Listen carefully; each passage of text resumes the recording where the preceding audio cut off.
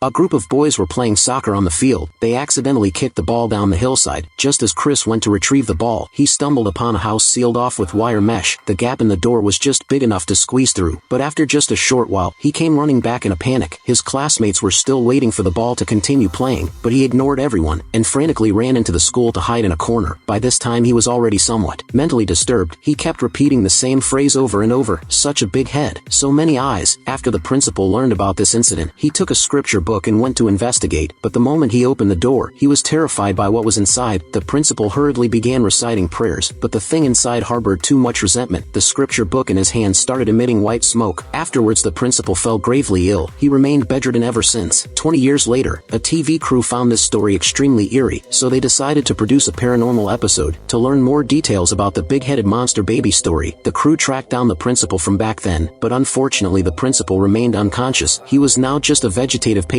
The principal's adopted daughter Xiao Jia told them 7 men had already come to see the principal. One man wearing glasses was named Chris. Since the principal couldn't speak, this lead went cold. They had no choice but to leave and think of another approach. However, just as they turned to leave, the principal, who was in a vegetative state, suddenly opened his eyes and stared intently at the TV crew members. With the big-headed monster baby lead going cold, this feature had to be put on hold for now. They continued taking calls from viewers, but when it reached the early morning hours, the crew received a strange phone call. Eerie laughter came through the phone. At this moment the host and sound engineer suddenly looked terrified, as if they had seen something horrible. They didn't dare to move an inch.